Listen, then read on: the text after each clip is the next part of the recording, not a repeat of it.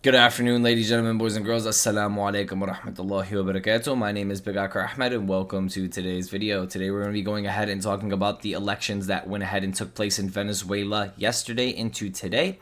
And we have gone ahead and got the results. But before we go ahead and jump into that and go ahead and react to the news source, we're going to go ahead and just talk about this real quick. For those who don't know what Venezuela is, it is a country in South America. They are one of the richest countries when it comes down to oil production. And this country was one of the leading producers of oil production, had a flourishing economy, and had one of the greatest economies on the planet around 15 years ago, until a group of a political group came into the government and went ahead and took control, who are still taking control to this day. And the president goes by the name of Maduro. And Maduro has been an unfavored person for a very long time now in the country of Venezuela. The country of Venezuela went from one of the richest and most flourishing nations to one of the most poor nations on the planet. Their dollar is worth absolutely nothing. It is probably one of the highest inflated currency, if not the highest inflated currency in the history of mankind. And they've completely lost everything that they had for the longest period of time. Now, this is a democratic country, or so say to speak. So they have elections. They're allowed to have a say as a people. But for some reason, every time elections come around and they vote against the current president, he still wins, which is very interesting, claiming that this is a democratic nation, or these people have the option or have the choice. And I've been saying this about the United States of America for a very long time, and I find this to be a very important subject to go ahead and talk about, as the world is in a sensitive place. And what's happening in Venezuela is going to affect the rest of the world. It's going to affect the United States. It's going to affect Europe. It's going to affect China, Asia. It's going to affect these things, because we're in a point in time where people they're not scared to fight back anymore, right? You see what's happening in Palestine. You see what's happening in Ukraine. We see what's happening in Haiti. We see what's happening in these countries. And we see a big explosion of people who are freedom fighting, people who are exposing the blatant lies that are taking place in front of our face. And these elitist people, these governments and these business owners and things of this nature, they're doing this stuff right in front of our face. They're mocking us. They're laughing at us. They're mocking God. They're laughing at God. And they're trying to go ahead and provoke a reaction from people, from God Almighty, and see what happens. But, I find it interesting, because even though a lot of people see what's happening right in front of their face, they fight to go ahead and protect the system above them that is enslaving them. And this is just like the movie The Matrix, where, they know they're trapped, they know they're enslaved, but they don't care because it's a comfortability zone, right? But a lot of people on this planet have lost that comfortability zone. They've lost their trust or their faith in the powers above, and they refuse to be this slave, this rag doll thrown around by the government, lied to, and pretending that they have some type of say when they don't. So a lot of people are taking it into their own hands to give themselves their own say. Now, back to Venezuela. Yesterday, they went ahead and ran elections, and they're saying that Maduro won the elections again, even though that they are claiming that there's 2 times the amount of votes for the opposition or the opposing side. And I find it also funny they call it the opposition or opposing side, because they really just don't want Maduro to win. And I see this happening in the United States of America as well. It's like, well, we don't want Trump to win, so vote Biden, or we don't want Biden to win, so vote Trump. Is a lot of people aren't even voting for a president that they want, or a leader that they want, or a leader that they trust. They're just voting against the leader they hate. And this is very dangerous, and this is a very dangerous point in time that we're in, to where we're not voting for people that we want, or people that are progressive, or people that are going to help. We are voting against someone else, and we're not even looking at the statistics and what the person that's about to get in is really about to do. They could be completely worse than the next person, or the person that's been there all along.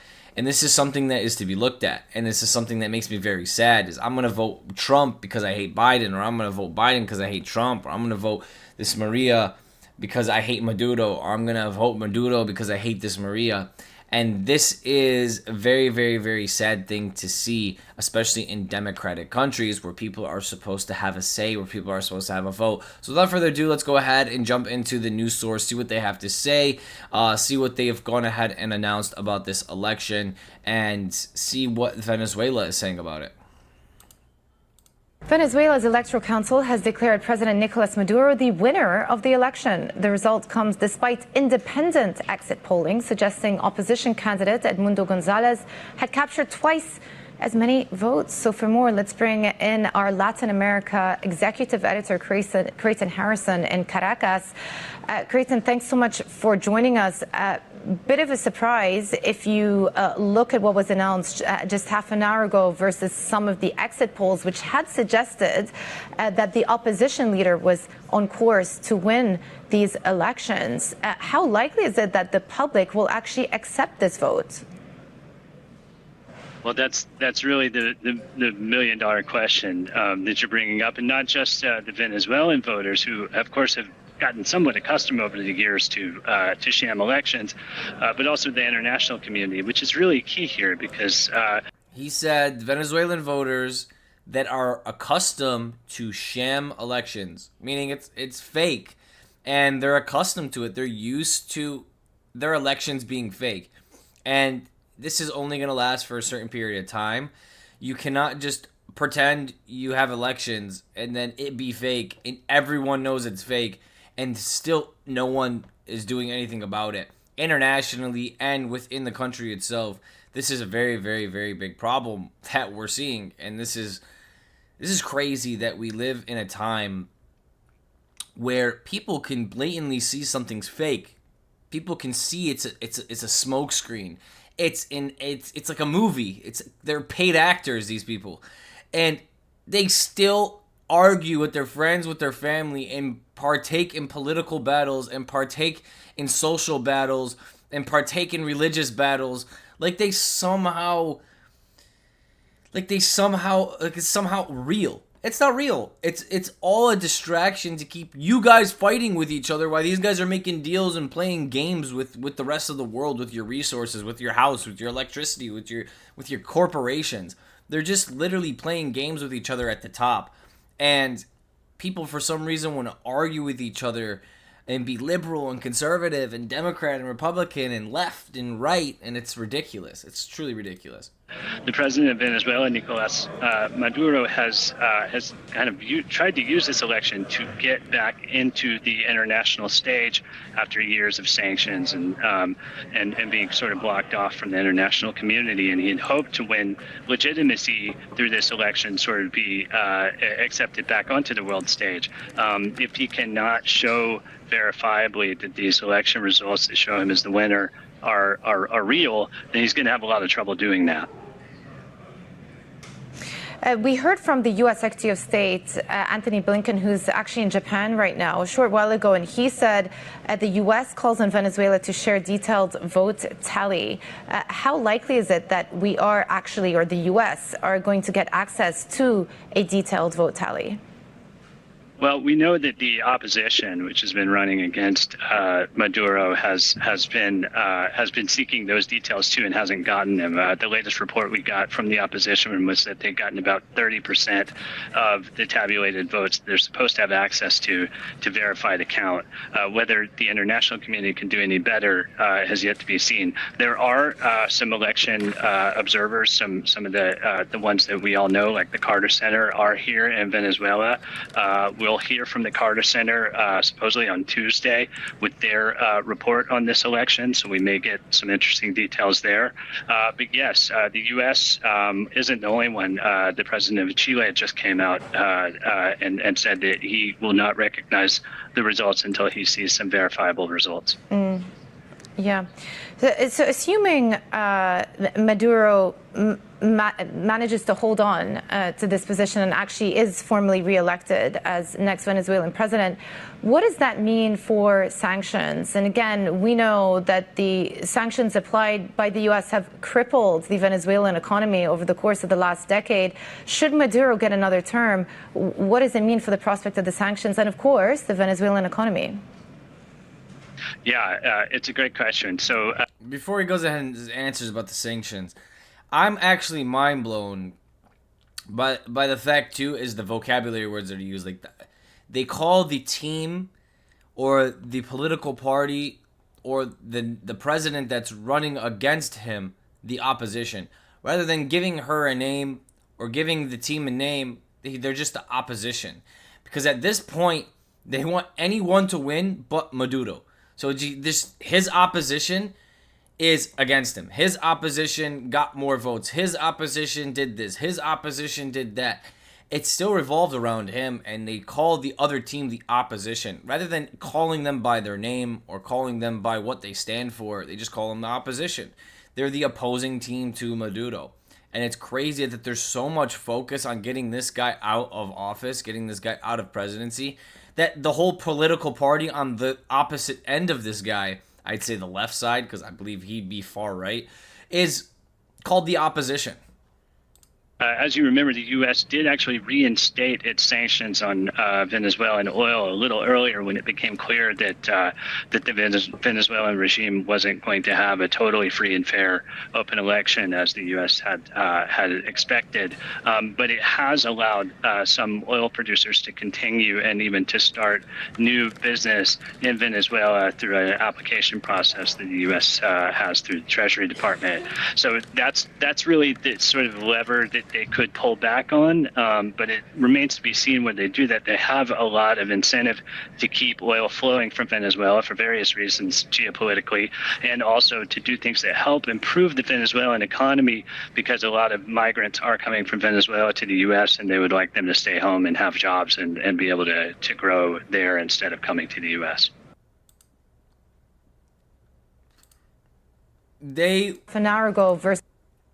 So what he said there at the end, go ahead and break that down. What he said there at the end is they would like to lift these sanctions so that these oil companies and these companies can go ahead and do business and do things with the rest of the world and make it easier and lift these sanctions, right? Because the United States, it's not in their benefit to go ahead and keep squeezing Venezuela's economy out of business, or, squeezing people into more and more poverty, because it's forcing them to leave Venezuela and come to the U.S., and the United States doesn't want more immigrants. So it's in the United States' best interest to go ahead and stop these sanctions. But the United States doesn't care. The United States is a black hole. The United States is a black hole that runs around the world, unfortunately. This is the country that I live in and I'm born and raised in. They're a black hole that runs around the whole entire world and sanctions different countries and bombs different countries and controls the oil deals and controls where all of these natural resources are being funneled and fed, and forces these countries to go ahead and use the dollar. So they kill their currency naturally in Venezuela, and people in Venezuela go ahead and use the US dollar, which gives the US dollar its worth, because the US dollar doesn't work on the gold standard. If you don't know what the gold standard is, I suggest you look into what the gold standard is for currencies. And these are things that we can go ahead and get into at later dates. But it's crazy to me that people are just not awake, right? As obvious as it is, as clear as it is, when it comes to U.S. elections or it comes to Venezuelan elections, they're fake. We're watching a movie, right? A script. Where they take these two parties or these two sides and they put them up against each other and they play this political game and they make friends and family argue with each other, and they got money launching all over the place and being thrown all over the place to promote these people. And people who actually have real power and real say don't get put in office. A bunch of puppets get put in office. People who go ahead and take orders from corporations above and the leaders above, and the people above that, they actually control everything. The owners of our banks, the owners of our transportation systems, the owners of, the world, quite blatantly, the people who produce the weaponry and things of this nature. These are the people who control the planet, not the United States government, not Joe Biden. He can't even formulate a sentence. Do we really believe at this point in time that the United States president does anything? He can't walk, he can't talk, he can't formulate a sentence. So who's running our country? who's been running our country for a year, 2 years now. Do we really believe that this smokescreen bullshit show that they put on with Trump and Biden and all this stuff and him getting shot and all these things happening? Like, people are asking questions. How did Donald Trump get shot? Right? Secret Service everywhere. All of this is happening. How did it end up happening? You know? They just let the guy climb up with a ladder on the thing. People called him out. They did nothing about it and let him shoot Trump in the face. Like, there's so much that is so obvious and so blatantly in your face that when you question it, you get called a conspiracy theorist. You get called, far right. You get called racist or anti-Semitic or anything. These days, they love to put labels on you. Like I was saying, like the word opposition. They call Maduro's opposite, the party that's running against him. They call them the opposition because at this point, it's just like a joke to go ahead and make fun of, the population of people. It's like, ha ha ha, we're gonna label this the opposition because that's all it is, right? In this game we're playing, in this smokescreen movie that we've written the script to already, you're just the opposition. You're just the opposing force to who's running the show. And it's so funny. Not funny in a laughing way, but it's funny in a way of like, why isn't anyone doing anything about it, right? It's just blatantly happening in front of your face. And yes, we know it's fake. Yes, we know it's garbage. United States elections, Venezuelan elections, what's happening in many areas of the world is a complete joke. It's completely in your face, and no one's willing to do anything about it. And this is so, so sad to see. And inshallah, hopefully, God be with the Venezuelan people. God be with the American people. God be with the Palestinian people, especially, and Ukrainian people, and people who are just in the Haitian people, and everyone all around the world that's going through everything that they're going through. People who are starving, people who are going through everything they're going through, so that these elitists, these people who go ahead and run these smoke screen shows, your presidents and your governments all across the world can have their fun, can play their games, can maintain power, can maintain physical and mental control over the populations below them. And the more and more time that goes on, the more and more people are waking up, the more and more people are connecting to their creator, the more and more people are seeing the BS that's happening in front of their face. And eventually the system's going to snap. And it is snapping all around the world, piece by piece. It's falling apart. And may Allah subhanahu wa ta'ala protect every single one of us going through what's happening in the world today. And it's very, very sad to see. We'll see what happens here with Venezuela. We'll see if the people do anything about it. They revolt against it. It's obviously fake. They said that the opposing side had double the votes and still lost. This is something that is kind of crazy. We'll see if the international community goes into any investigations on Venezuela, if the international community goes into any investigations on Israel and all these other things that are happening, and see if the world goes ahead and stands together to go ahead and break all of this down. And if not, we'll see if the individual countries and the individual, cultures will go ahead and fight to break this down and get what they deserve. So thank you guys so much for coming today. God bless every single one of you. And until next time, peace out. Free Palestine, baby.